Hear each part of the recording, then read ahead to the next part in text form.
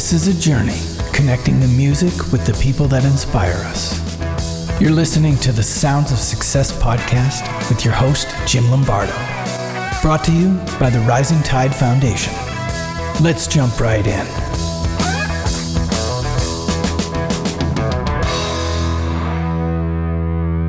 Alfonso, we're back, buddy. You excited? I'm excited. Good. Wow. A man of many words. Well, for those who don't know, Alfonso's our producer. He keeps the tapes rolling and he keeps us on track. So you're sick today, Alfonso, from traveling, right? Absolutely. All right. Well, we've got something really great today, something just a little bit different.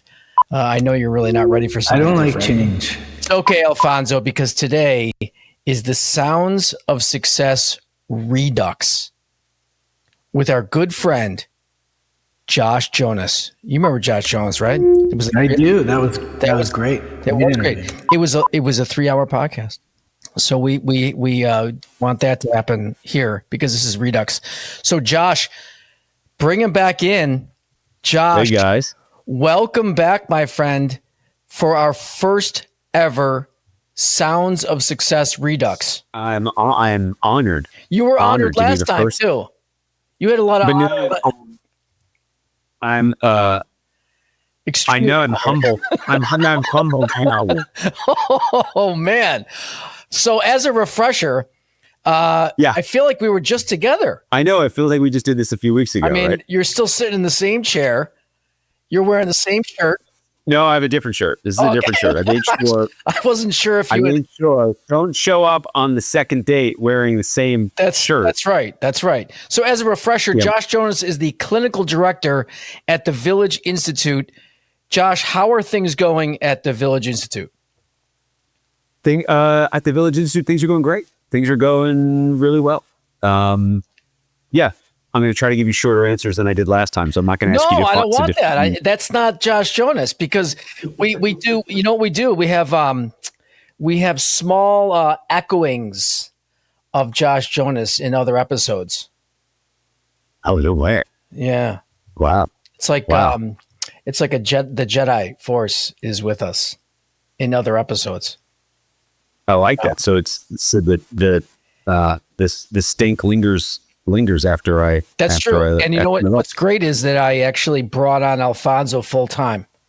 He was part time that maybe makes me the happiest of anything that you told me because I told fired him 3 times though since that. I know. Well, but that's what happens. Isn't that what happens in radio or podcasting? That something happens, you get in a fight with someone, they get out of here, and then they show up next time. Do we get in fights? We don't get in fights, do we?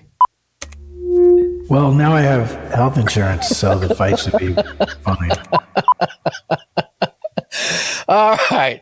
So I want to just do a little bit of a revisit because this is Redux. That's bringing it back. Okay. Yeah. And I don't know if you remember some of this stuff. When we first got together, I said your song was Nevermind, Come As You Are, right? I don't know if you remember that. And this whole entire Redux is specifically designed around some questioning of what's the next big thing, right? And you told me you wanted to do more speaking. And I don't know if I held you to the fire or what, but I didn't really know what speaking meant. Uh-huh. Right? Yeah. But as the first guest on the Sounds of Success Redux, you actually delivered on your next big thing. So can we get a drum roll here, Alfonso? Because this is huge stuff here. I don't have one, but I'll put it in post. Oh, jeez. I mean, just see why I can't even keep this guy. I can't. Yeah, I would get rid of it. Do you remember the first day I was like, could I get a? But that's what I'm saying. That's why it made me so happy. I know I said I mean it when I say, oh, I lost you. What happened? What happened? Oh, we lost. Drum roll. Where I lost you. You know what he did though? He brought the drum roll in and killed my video. Yeah. Careful what you wish for. We need more of that, Alphonse. Did you hear the drum?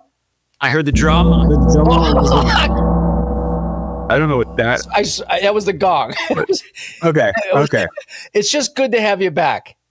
It's good to be back. It's good to be back. You got a fireplace in the background. For anybody who's not watching the video, you got a fireplace in the background. Yeah. It's perfect. You've got the Game of Thrones chair. Even though I never watched Games of Thrones, but I do have the Games of Thrones. That actually, they use that exact chair. Yes, that's what I've heard. I've had a lot of people have commented on this chair. It's the most comfortable. Yeah, it's the chair with the most range in terms of the most comfortable chair that is the least comfortable looking. Which is good because nobody will want to sit in it. No, but perfect. Okay, yeah, we had a drum roll and we digress. Again, this is focused in around your next big thing. Some questioning that we had about what was your next big thing. And you said you want to do more speaking, and tell us what you've done. So since you and I have last spoke, I have launched my podcast called Punk Rock Therapy, which I'm very, very excited about. You're not moonlighting. Are you moonlighting, Alfonso, to punk rock therapy? No, we could use an Alfonso, right? It's other than I got really good help from my wife Jill in terms of the logo and some of the outreach and social media stuff. But other than that, in terms of the production and the making of it, it is literally punk rock. There's no producer. It's me speaking into a microphone and editing it myself. We could use an Alfonso, but right now we don't have one. That's awesome. Okay, so tell me a little bit about the catalyst. What happened? What did you just say? Was it just a moment you said, "Screw it, let's do this"? What happened?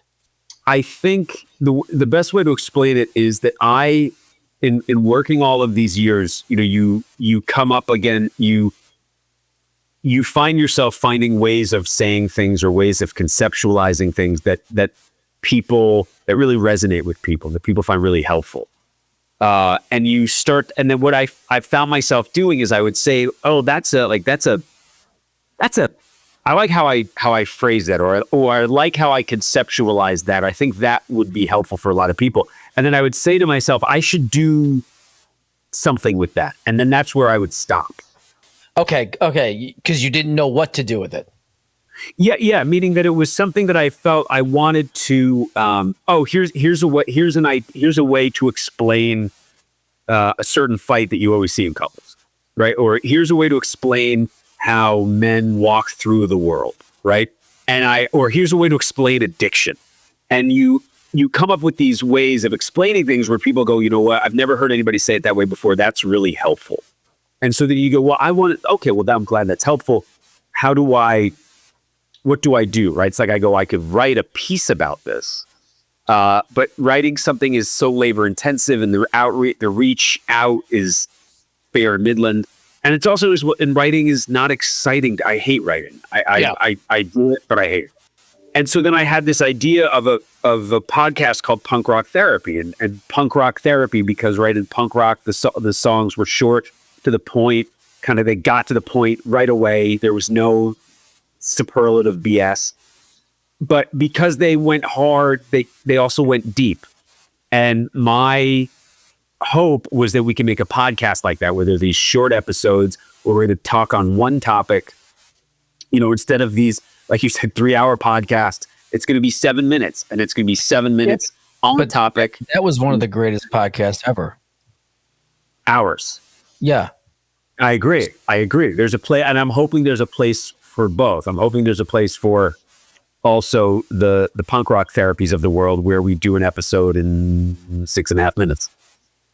So this would be more of the what's that? Inagata da Vita. Mine's the Inagata da Vita of podcast. Or yours is like the Allman Brothers at the Fillmore East. Only when you're on. Yes. Yes. Yeah. Banging them out. Yeah. We do Mountain Jam for 2.5 hours off of Eat a Peach, but but then there's punk rock therapy. The other side. The other side. Yeah. Then there's, yeah. So talk to me about what happens. Because I remember you saying that social media is not really you. You're not good at that. And then I said you could hire people. And I was trying to get you a job, Alfonso. But it doesn't looks like you still are working with me. So I'm trying to figure out where the pivot is. I think the pivot was me saying there's a next thing I need to do. Right? It's like, I think maybe we talked about it, maybe not, but it's like one of my big beliefs is that it's like instead of focusing on happiness, focus on growth. And if you focus on growth, you'll end up feeling happy. And I have different moments in my life where I can feel like, okay, I can feel the need for growth right now. I can feel that that's where I'm at. And then it's a kind of weird process because I can feel that there's growth. I'm not quite sure what it is. It's not about getting more patience. I know that's not what it is. There was a time in my life where that's what it was. That's not what it is now. Okay, so what is it? And so I had this very vague idea of like, I want to get my ideas out there more. That was kind of like the vague idea. We talked about that originally. That yes, you wanted to do more, and you had done some speaking prior to COVID and so forth. So yes. And so I still want to do speaking in the way that we had talked about. But again, the thing about speaking is it's like, all right, well, you're going to spend or at least I would spend a long time working on this one talk, and there's a lot of nothing time to then plan that talk. And so I went okay, that's not that's down the road. That's not what it is either. And so I worked a little bit with this woman, I guess you'd call her a consultant, and she was really great at getting me to just begin to talk about my ideas in terms of the things that are unique to me and the way that I put things. And I think through that process, then it was literally like you could what was was it a consultant you had? Yeah, I don't know what to call her. She's great. One of the things that I would always say is, I got a lot of stuff to say, but I'm not like a manualized guy. I don't have like a manual. I don't like to work with a manual. And so I like to be very in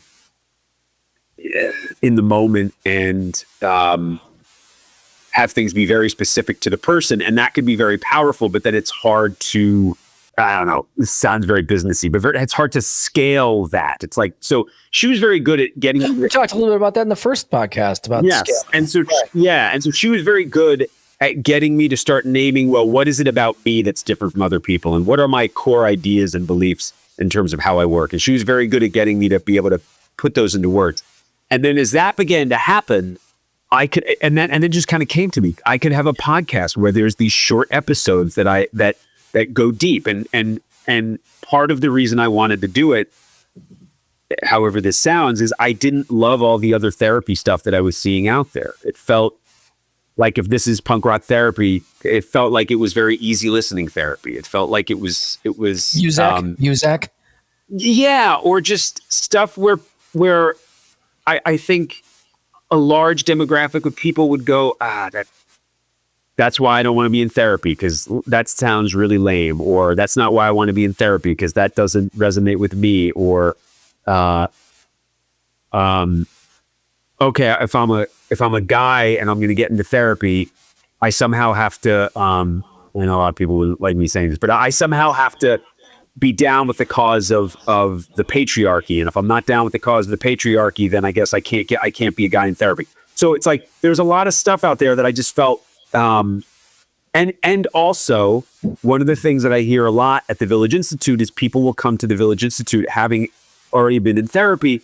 And when they talk about their experience, it's not a great experience. It's very short-lived. It doesn't really go deep. It remains on the surface. They never get to the core or the source of why they do what they do. it just sort of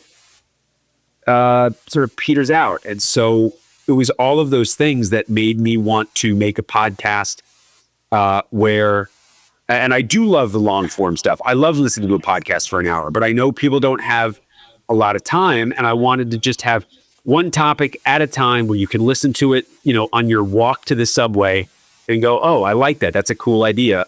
And maybe even listen back to it a couple times to really internalize it and go deep. Okay. So now you have the idea. Yeah. It sounds like you have a Josh Jonas for Josh Jonas. What's that? It sounds like you have a Josh Jonas for Josh Jonas. What does that mean? Well, the consultants sound like a Josh Jonas. Yeah. She's great. So what? It's a consultant, but is it a therapist or is it like what? I don't know. No, not at all. No, it's not a therapist. It's that's why I never know what to. This is she works with people she works with therapists or CEOs or other people that want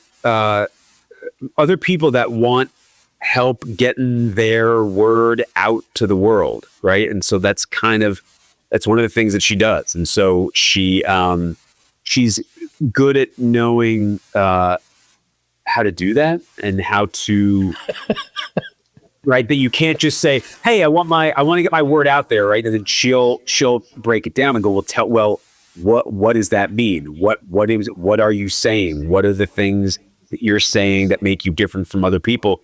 And it's all in the spirit of let's try to get some traction. Let's try to have this resonate as quick as possible. My problem in the past was, and like I said to you, I'm horrible at all the social media stuff, and I still am. And part of the reason I wanted to do the podcast was it was actually something I could get excited about, and so I could get myself to keep doing it. Right.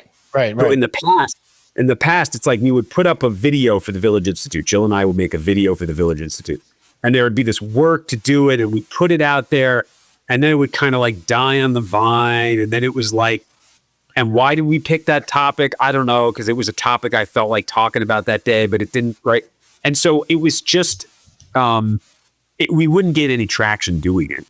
And there are people who are so good and so highly tuned in how you do all the social media stuff in terms of gaining traction.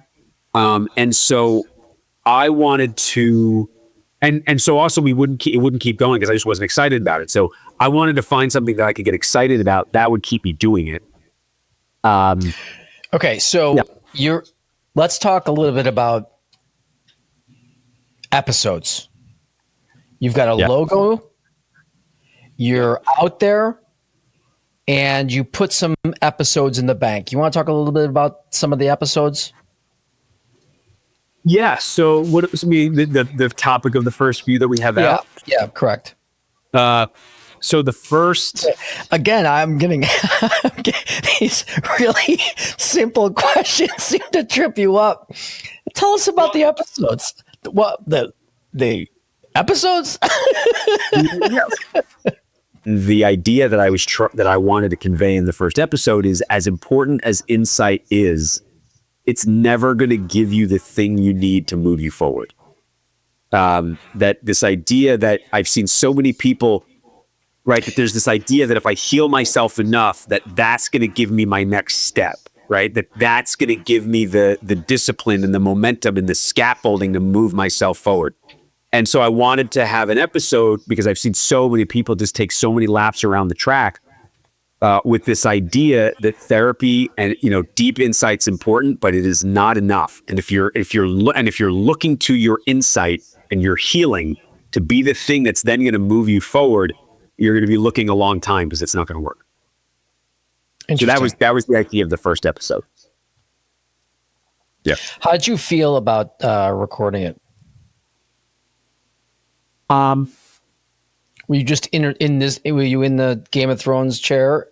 No. So this is so there's you can't see, but around the corner, there's another chair, and that's the punk rock therapy chair. Okay. All right. And it was a little weird because it is, it's almost like you feel like a little kid, like when you're a little kid, like when I was a kid, we had tape recorders and I would be like, hey, this is Josh and you're listening to the show or right. So it's weird because now here's 50-year-old Josh and I'm like, hi, this is still Josh and you're still listening to the show. But now it's punk rock therapy and we're going to hopefully talk about some stuff that you find useful and helpful. But it's definitely weird. There is no, like I said, there is no Alfonso. So it's me speaking. It's in a vacuum. It's like I'm talking about something and I hope this resonates. And then I did cheat a little bit before I launched the podcast. I did send a couple of episodes to people who I know that I trust. And I was like, look, don't just be nice and be like, oh, this is really, I'm really happy for you that you're doing this. Let me know if this actually resonates and if this could actually be something. Because I wanted that feedback. And the feedback that I got was fantastic. I have to say, it was really, really great. And so I went, okay, maybe we're on to something and maybe this could be a thing. I've listened to a couple and you're a very calm voice. Yeah. And I was pleasantly surprised. That was so calm. Yeah, I was surprised that you were so calm. Well, you know what? So here's the thing. In the second season, because there will be a second season, I guess I'm gonna be getting away a little bit of how the sausage is made here. In the second season, I might not have to be so calm. Part of the reason that I'm so calm in the episodes, like I said, this is very punk rock, is I'm literally speaking into my iPhone voice recorder. And when I would just talk, regularly like me, you'd hear a lot of popping and stuff. Yeah. And so I started to go, I'm going to have to be a little calmer, quieter, so that I don't blow people, so that you don't hear all the stop plosives. Yeah. So that's part of the reason why. And I think also with anything that's new, there's a level of I got to get comfortable here. It's weird. Yeah. It's like what Miles Davis had a great line. Man, it takes a long time to sound like myself. And so it's like anything new that you start, there's a little hesitation. There's a little, do I know how to do this? Do I know what I'm doing? There's a weird thing. Even if you talk like I do, you talk to people all day. But the moment I start talking into a microphone, all of a sudden you watch yourself, you're wondering, how do I sound? And so there's also, I think there's also just a learning curve in getting used to it. So, what are you thinking with this? And if this is the next big thing, what's the next big thing? How do you want to leverage this? I mean, you could do it like the Sounds of Success where you just keep doing it and doing it. You hire and fire Alfonso. Right. He's got health insurance now, so he's okay. Yeah, that's a great question. I think what I want to do first. This is my weird association where you're asking me. So there's the author E.L. Doctorow, who had an interview. He's a writer. He's a bit famous. He wrote Ragtime and Billy Bathgate and stuff like that. And somebody said to him, when you're writing, do you know the end of where you're going? And he said, no, not at all. There's many times where writing is like, it feels like I'm in the woods and it's pitch black and I have a flashlight that helps me see a foot in front of me. And so I don't know where I'm going, but I have enough light just to keep going. And so there's a little bit of that with the podcast, meaning I know what I know right now in terms of seeing a foot in front of me. What I want to do, what's most important to me is I want to make really good content. Yeah. I see a lot of people out there. Again, I'm not trying to be critical, but I'm just saying I see a lot of people out there that care about quantity. Let me put out a lot of stuff. And when you listen to the stuff, it's like, okay, it's like, it's fine. It's fine. I want first and foremost right now, I want to make the content really good. I want to make it so that somebody listens to it and goes, it's like someone said, oh my God, I listened to one of these and I was like, that is my wife. I need to have her listen to this because this is exactly what she's going through right now. Right. So I want content that is powerful, that really resonates with people. And have the listenership grow. And then, maybe, from that we grow the listenership enough where we can go and do a punk rock therapy live event, perhaps, right? Where people know about this thing called punk rock therapy and we can have a really cool, fun, meaningful evening where we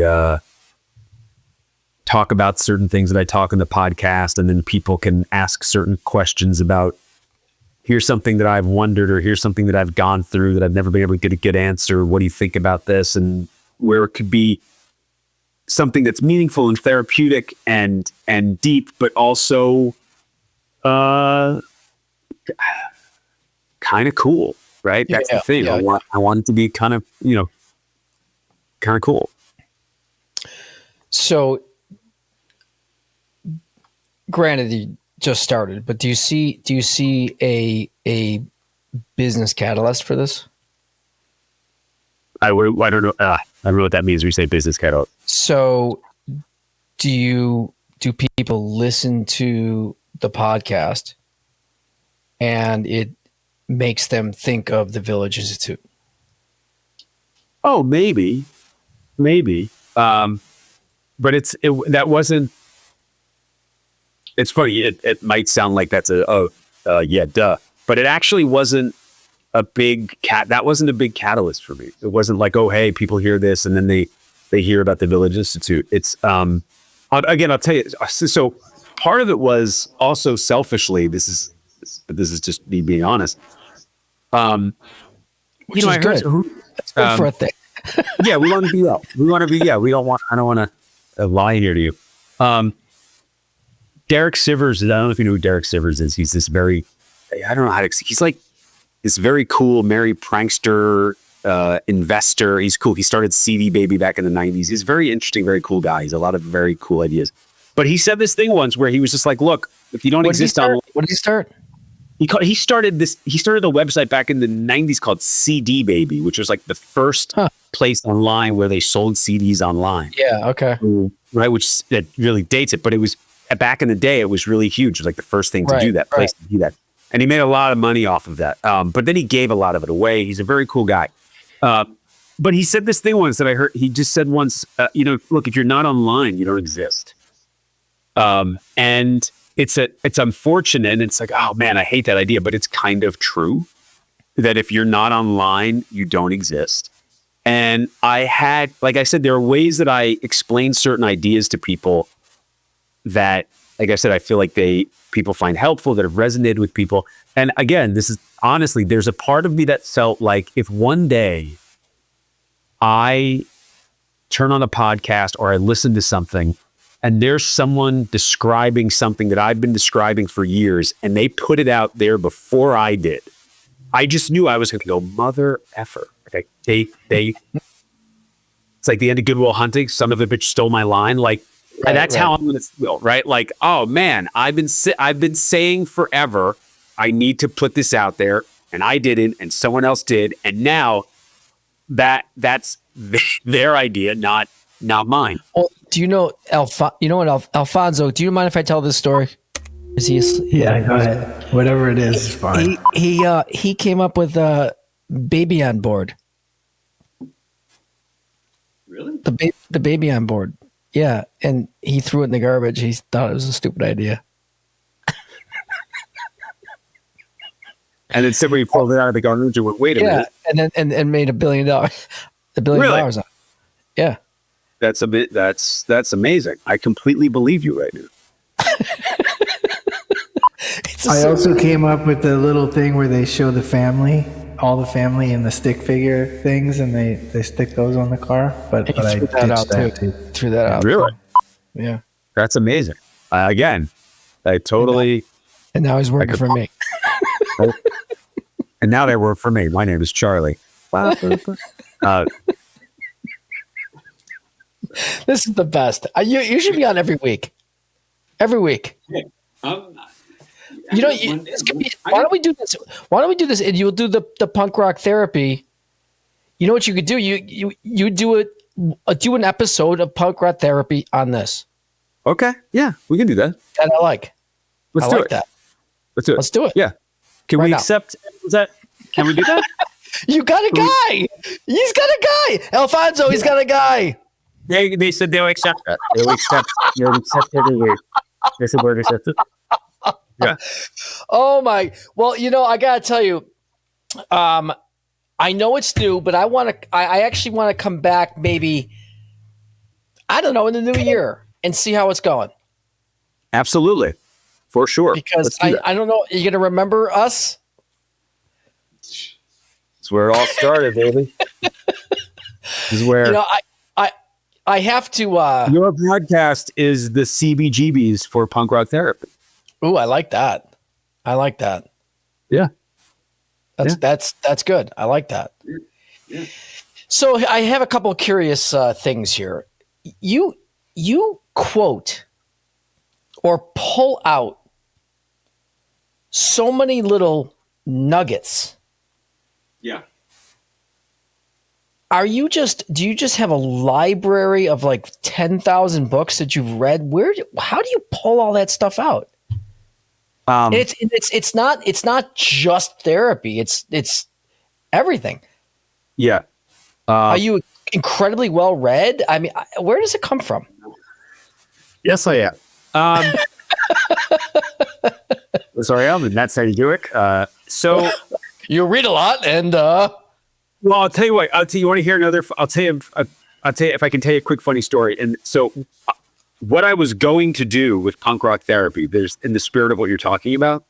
What I was going to do for punk rock therapy, and then I was told not to do it because it was a bad idea and too confusing for people. I was going to do it just because it was fun for me. The first episode was going to be me saying, "Hey, this is Josh Jonas. I'm your host for punk rock therapy." And then every episode after that, I was going to say, "Hey, I'm your host," and I was going to change it to a different random name every time. Purely because it would just be fun and entertaining for me, because sort of with what you're talking about, all of the random crap that I have in my head. And so I was just going to, I had a whole list of names that I loved. What are the names? What'd you get the names from? So this is the thing. I have my own little filter. They have to be real in that I can't make them up, but they don't have to be real people, right?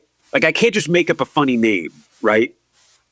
But I could say, "Hey, I'm your host, Gern Blanston," right? I could do that because I didn't make that up. That's a Steve Martin reference, right? Okay. Or I could say, "Hi, I'm your host, Tito Gallegos." That was another one that I was going to do. Peter Tamarkin, Chico Resch, John Rabbit Bundrick, Kilgore Trout. I had Austin Milbarge and Emmett Smith. I had all whoa. Look, you went all over the place. I mean, you went from Press Your Luck. There you go.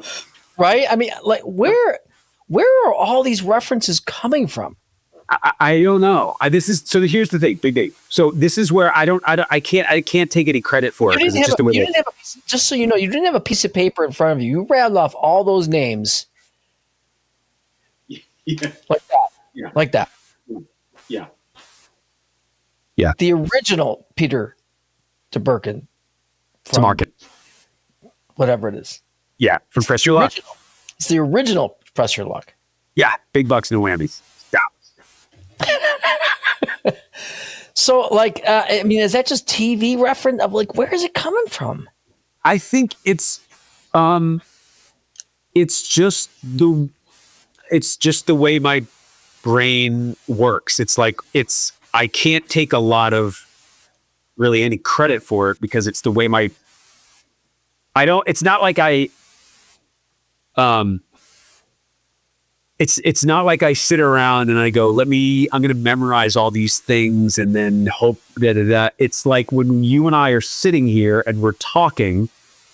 What I will say is I think the work that I do, but it's just the way my brain works, the work that I do does kind of work that muscle. Yeah. But then when we're sitting here and we're talking, we're talking about when you said like, oh, he threw it into the garbage and, Yeah. And, Yeah. and we said somebody else threw it, right? That I think my brain just works in metaphor. It's the best way I can, because I use metaphors a lot. And so my brain just has a way of matching kind of things that feel similar, right? So, Right. and again, I don't look for it, but they bubble up. So it's like, we're talking about that thing of him throwing it in or to God, and then somebody took it and stole it. And what bubbles up is just the end of Good Will Hunting, where he opens up the letter and goes, oh, son of a bitch stole my line. Just kind of comes out, right? Yeah, I don't know. I don't know how. Do patients elevate you? What do you mean by elevate? Oh my God, what this guy? There you go. Yeah. You know what this is, Alfonso? Hello, Alfonso. You still? No, I don't know. It's Groundhog Day. When you I love the question. What is that when you say do patients elevate? We had another guest on, and he's got a way, a similar way with just a way to kind of suture together sentences and words. And I asked him, I said, where does that come from? How do you do this? And he said that, but what was the line he used? He said, language is my currency. That's what he said. And I beat him up for that, because I thought it was just like, so, but what he said was that his clients, he's not a therapist, but he does some really high-end coaching. He said that his clients kind of elevate him, and it keeps going like this. Go ahead. And everybody keeps elevating each other. Right. And I was curious if any of your patients kind of elevate you in a similar way. Yeah, all the time. I think about it in a little bit of a different way, but yeah, I mean, I feel like in a way what he's describing is the idea that in a way I'm going to sound real shrinky here, but in a way what he's describing is that the mind is co-created, right? And really what he's talking about is this idea that the mind. Dan Siegel is this great psychiatrist who has spent a big part of his life actually trying to explain and define what the mind is. And he talks about how, that the mind is co-created. That in Helen Keller's autobiography, she talks about that when she was working with Anne Sullivan, that when she had the experience of learning that water, right, this thing that she could feel, water was water. So going, water was water. And she had that experience with Anne Sullivan. She said, in that moment, my mind was born, right? So there's a thing that happens when we are with people that connect, the brains build brains, the mind is co-created, that it's something that is in us, but not only within us, it's like this. And then the other thing that I say to people, a few things that I'd say to people about this all the time is that, number one, my big belief is, first of all, people will say, how do you remember this stuff all the time? And I will always say that my belief is that the memory is in the patient, that it's not in me, it's in you. If I can feel it. There's so many times where somebody will sit down and they'll go,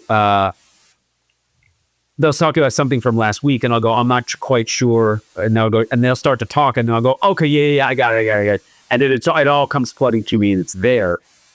And then the other thing I'll say is that I always say to people when they talk about the work that we do, I will always say, well, this work is co-created, right? I mean, in a way, what we're doing today, Jim, it's co-created, right? When you say like, hey, this is fun, we're having a good time. It's not me, it's what you and I co-create when we do this. So in that way, yeah, absolutely. elevate me. Yeah, I think I might think of it in a bit of a different way, but yes.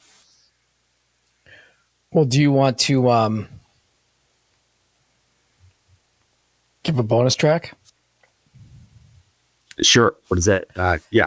How about that? Well, because last time you gave 6 songs. Do Oh, yeah. you remember that? I do. Yes, I do. So I'm going to give you the 6, and I'm going to ask you if any one of these resonates even more, or if you want to pick a new one, because I've got a song for you too. Ooh. Okay. So you had Wake Up, Rage Against the Machine, Voodoo Child, Hendrix.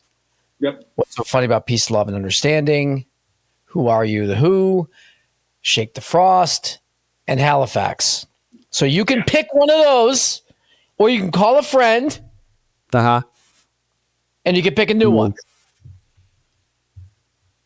And what am I picking? Just a song that's really resonating with me now today on the podcast? Is anything resonating with you now that you've moved on and you have taken a huge step?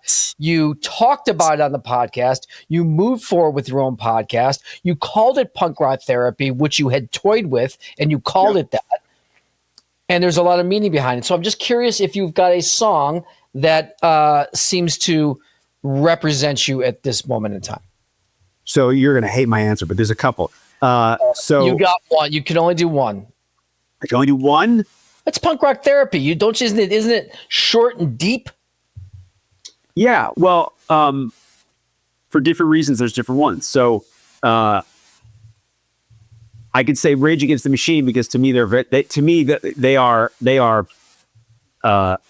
at their essence they are punk rock. They're so just they're the spirit of what they do or did was so punk rock. And so I maybe Rage Against the Machine. But the Hendrix cut, it's actually Voodoo Child's Slight Return. So this is our sort of slight return here today. So I'm thinking about that.